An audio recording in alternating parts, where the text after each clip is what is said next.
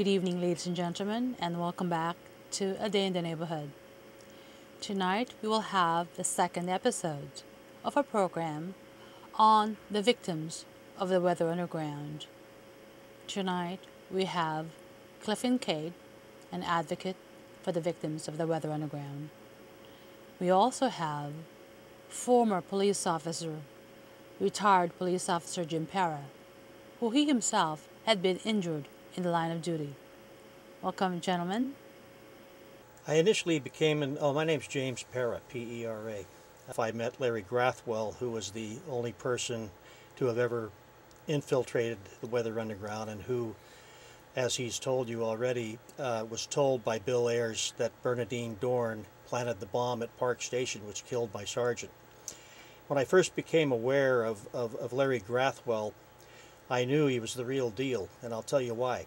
Because he didn't know me and I didn't know him, but he had described the contents of the bomb that blew up Park Station. And the bomb that had blown up Park Station consisted of hundreds of barbed wire fence post staples, of which I have one here tonight that I picked up off the ground on February 16th, 1970. And it's attached to this copy of the San Francisco Examiner. It's right here. I've had this for 39 years, and I found it laying in the parking lot of the station. Several of these staples hit Sergeant Brian McDonald and killed him. He took one through the eye and into the brain, through the jugular vein, and lingered on for 2 days and died a very painful and slow death. But anyway, I can relate to you what I saw the night of that bombing, that carnage that took place at Park Station. It was a rainy night, and my partner and I were heading into the station. We were on Haight Street, probably about 6 blocks from the station, coming into the station to do reports, and I didn't actually hear the bomb. I had the windows of the radio car rolled up, and it was raining. The first thing I was aware of was a patrol special officer by the name of Serge White coming out over the police radio asking for 6 ambulances, and his exact words were, 406 Park Station, send 6 ambulances, we just had a bombing. Well, I floored the accelerator and I tore down Haight Street and rounded the corner going south on Stanton and then right on Kezar Drive going west, and I came into the parking lot where I slammed on the brakes just in time to see a couple of my fellow police officers in the parking lot.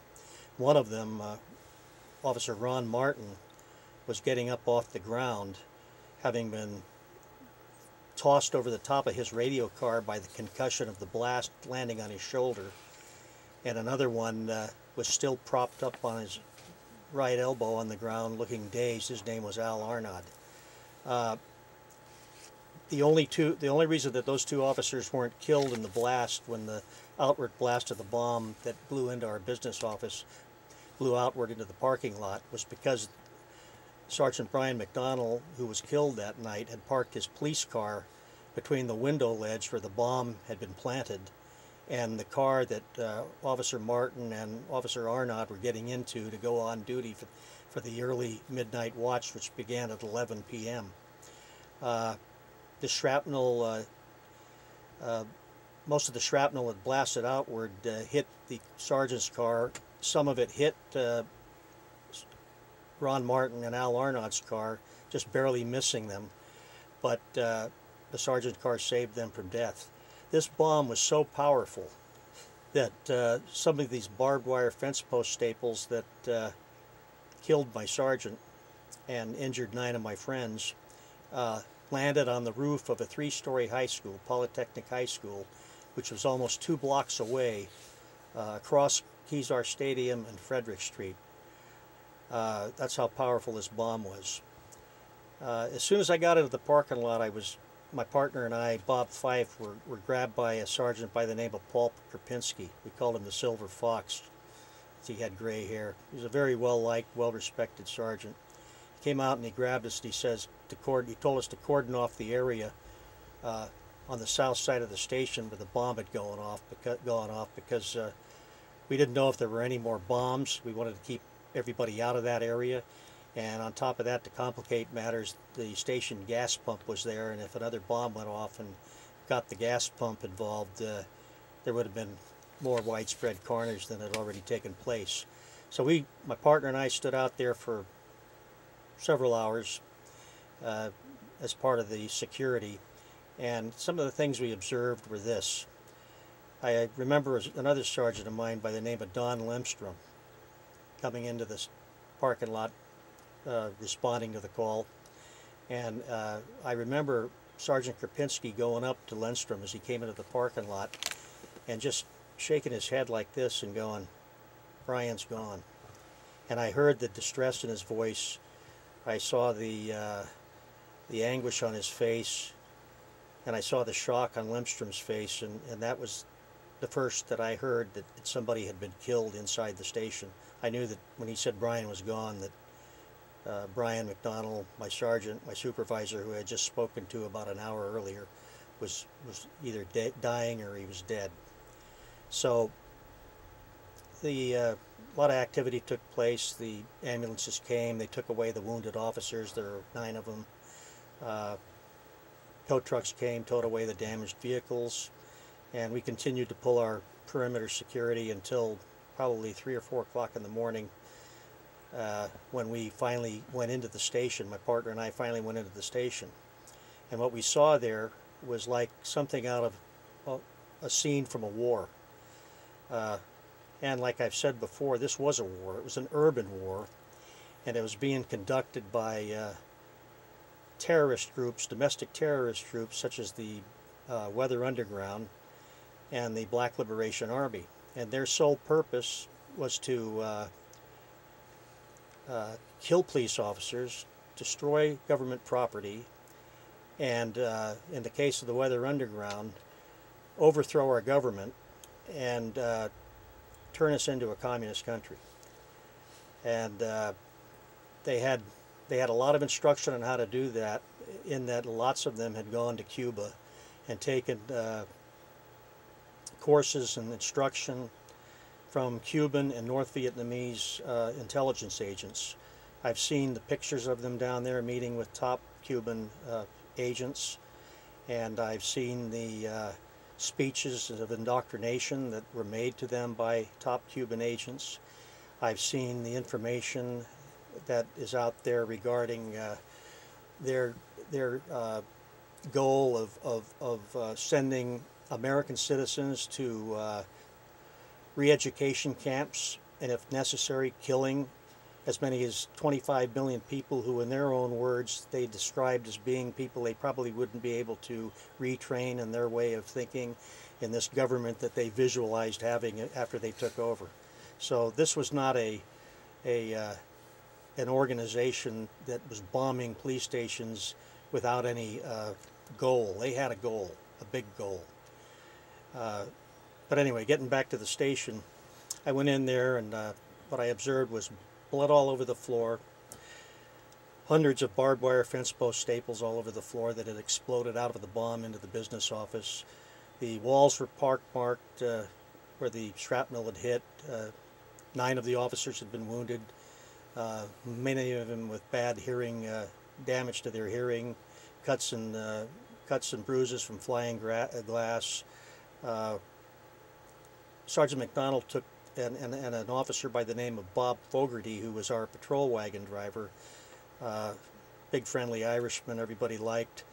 They were standing over by the teletype machine because Sergeant McDonald was checking the teletypes to see the results of the Police Officers Association election in which he was running for station representative. Officer Fogarty was getting ready to take some to transfer prisoners and orders downtown on the patrol wagon when the bomb went off. Well, Sergeant McDonald took a barbed wire fence post staple through his eye and into his brain. He took one into his jugular vein, and he took other shrapnel to his face and body. Officer Fogarty took 19 of these barbed wire fence post staples into his body. Miraculously, none of those staples that hit Officer Fogarty hit any vital organs, but one of them did hit his eye, one of his eyes, and he was blinded in that eye, and that injury ultimately resulted in him having to retire from the police department.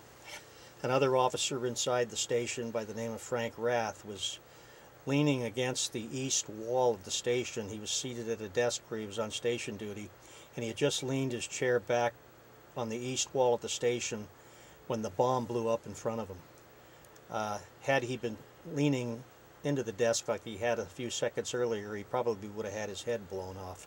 But he sat back just far enough where the blast blew out in front of him and missed him. When the other officers came running downstairs to assist the officers that had been wounded, they saw Frank Rath walking around in an incoherent daze with his gun out, really not knowing where he was or what was going on. He was actually knocked out on his feet, but he had his gun out and he was walking around in a daze. Another sergeant that had been in the outside the business office in the assembly room at the time, Sergeant Paul Cotta, was knocked out. 3 other patrolmen that were nearby were injured, they being Carl Strom, Bob O'Sullivan, and Stu Flynn. Had this bomb gone off when it was supposed to go off at 11:15, that would have been the change of watch, when the entire early midnight watch would have been downstairs, and the outgoing swing watch, early swing watch, would have been reporting off duty. The business office as well as the assembly room would have been packed. There would have been way more people killed and way more people injured.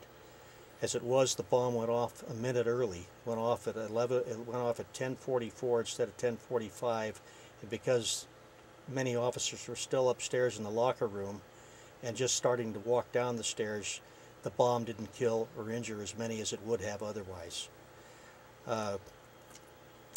When Sergeant McDonald was laying on the floor bleeding profusely from his neck, Jerry Doherty, a friend of mine, came running over and ripped his shirt off and applied pressure to the wound, trying to stop the bleeding and to save his life. But his efforts, although heroic and courageous, and were to no avail. He died a couple of days later.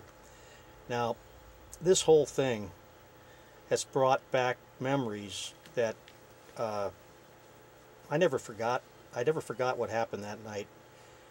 You don't forget something like that. I remember as if it was yesterday. I remember who was where in the station, out in the parking lot. I remember the expressions on the faces of the officers. I remember that my father, who had been watching the 11 o'clock news, had responded to the station because he tried to call the station and couldn't get through because all the phone lines were down. He stood out in the rain with multitudes of other people, many of them, I'm sure, who were relatives of the police officers that were on duty that night, wondering what had happened. He'd wondered he didn't know whether I was alive or dead, and I'm sure that many of the other people out there had the same anxiety, and I'm sure it was very traumatic for him.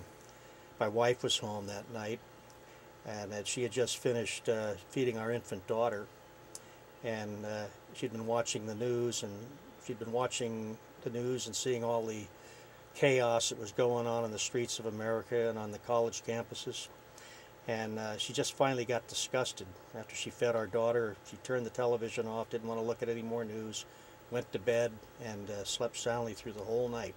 Didn't find out what happened until the next morning when I came home. And I'm very thankful for that, because she was pregnant with my second daughter. And I don't know what the trauma that she would have incurred by not knowing my status throughout the whole night might have had on her or our unborn daughter. I mean, I don't know what, so I feel very, very thankful that she didn't know what had happened. Now, this was only one incident that had during that particular era, from 1969 up to the late 60s and up through the mid 70s and into the 80s that occurred. We had many other police killings and assassinations, not only in San Francisco, but throughout the country. And some of them were conducted by the Weather Underground in alliance with the Black Liberation Army. Some of them were conducted by those two organizations separately, and I can give you an example of some of those incidents. One such incident happened on August 28, 1971. I was working out in the Mission District at the time, and my sergeant, another sergeant of mine by the name of George Kowalski, was ambushed by the Black Liberation Army while he was stopped at a stoplight down in the Lower Mission Street. I believe it was at 15th and Folsom. He looked over to out his window to the left, and he saw a guy pointing an Army grease gun at him. That's a machine gun, World War II type machine gun. Reflexes had him lay down in the seat immediately, and the grease gun was never fired because the suspect that was aiming it at him had loaded the wrong ammunition as the first bullet in the magazine, and it jammed. So they took off, and Sergeant Kowalski chased them. Well, during the chase, one of the suspects in the suspect vehicle was firing out the window at the sergeant, and he was putting out the call, and the rest of us were converging on his position, and the suspect vehicle had a wreck with a civilian vehicle coming in the other direction at 15th and Harrison, I believe it was. There was a short gunfight. One of the suspects was shot. The other suspect was taken into custody, and the story just got more complicated from there. It turned out that the gun that they were shooting at my sergeant with was a 38 caliber revolver that had been taken from one of two New York City police officers that had been killed by ambush while patrolling in the Bronx in New York City. So these guys were going all over the country killing policemen. And the next night, on August 29th, 1971, a white woman walked into Ingleside Station off of the 280 freeway by Balboa Park, and cased the place out, and then was seen leaving the station by an officer by the name of Hank Vickers. Later came forth with this information. Well, she was casing out the station for her cohorts that were outside the fence on the 280 freeway in the Black Liberation Army, and she went over there. Her deal was to go in there and case the station out and let them know what the layout was, so they could go in there and pull off their little assassination. And that's what they did. They went in there, they stuck a shotgun through the plexiglass window of the business office and shot Sergeant Jack Young in the chest, killing him. They also shot a civilian female clerk by the name of Dina Lipney, and they shot another police officer, a patrolman whose name I can't remember right now at this time. Now, then they escaped. Okay, so this operation was carried out, we feel, by the Weather Underground and the Black Liberation Army, and it's believed that the Weather Underground member that scoped the station out for the BLA was Marilyn Buck, who's now serving a life prison sentence over in Dublin, California. The kind of people they were killing, police officers and innocent people, I give you a little profile of Jack Young. I knew Jack Young. Jack Young was probably the kindest man I ever knew in the San Francisco Police Department. The guy didn't have a bad word for anybody. He should have, I heard people say he probably should have been a priest. He was that kind and that gentle. He spent all of his off-duty time with his wife mentoring kids up at the Hannah Boys Center in Sonoma, California. The Hannah Boys Center, for people that don't know, is the West Coast version of Father Flanagan's Boys Town, where kids that are having problems in their life go and they live and they go to school and they get straightened out. and they get help. And it's run and sponsored by the Catholic Church. Jack Young and his wife spent many hours and many days of their life helping these children, these kids. Another thing Jack Young did, and I'm sure that these, I don't think that it would have mattered to these people from the Black Liberation Army that so coldly and callously killed him, was he donated money to the United Negro College Fund because he wanted to see minorities have an opportunity in life and in this country. He felt that that was important. So what they did was they took a guy that was doing nothing except helping other people out of the goodness of his heart on his own time without any compensation, and robbed him of his life, robbed his wife of a husband, and robbed all the children, both minority and non-minority, that he was helping, of a mentor. So that's what they accomplished by killing Jack Young. Robbed him of his life and deprived everybody that he was helping, and he was helping a lot of people of that kind man's mentorship.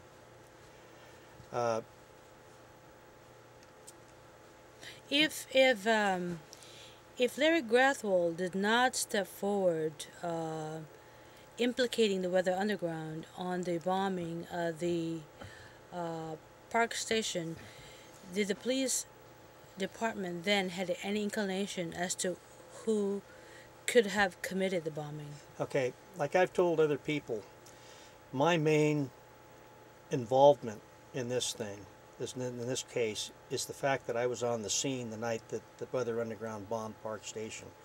I am not privy to any of the in-depth investigations that have been carried out by either my police department or the FBI, or anything jointly done by them. It's strictly my own personal experience with this organization because of what they did to my station, my coworkers, and my sergeant. But like I said before, what brought my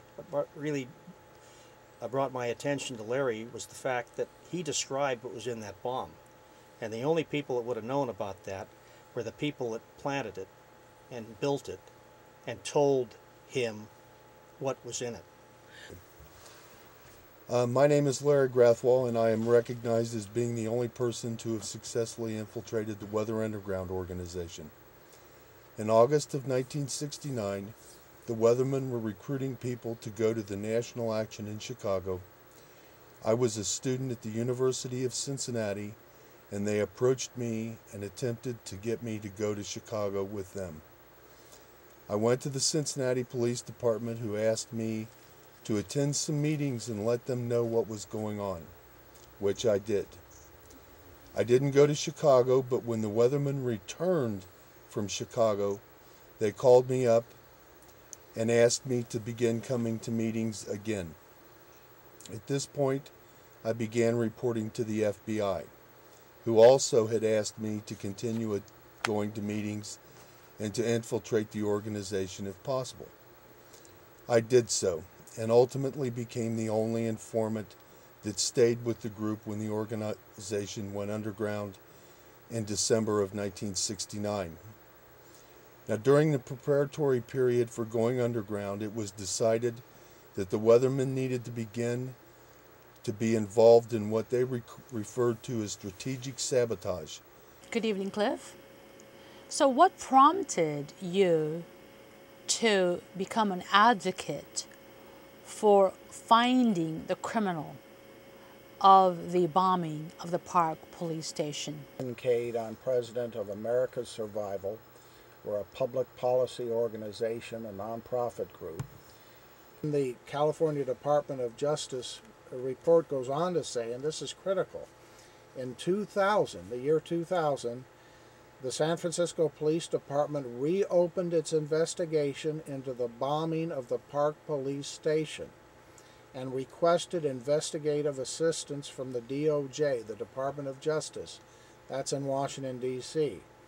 The DOJ's Bureau of Forensic Services was also assigned to identify a latent print collected from the original crime scene.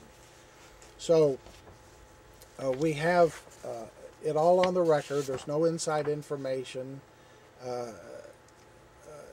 proving that this case is open, that perhaps some old evidence is being reviewed or reevaluated using new forensic techniques, but this again points to the importance, the critical role of the Department of Justice. Now see, we have to keep in mind the timeline here. It's true, the BLA members, 8 of them, have been charged with the Sergeant Young murder. But those charges were brought in 2007 during the old administration. Let's make sure justice is done and that the Justice Department in Washington provides all the assistance necessary to pursue this case. Now, the only other thing I want to add concerns, we've talked about a whole lot of bombings. It's not just the Park Police Station.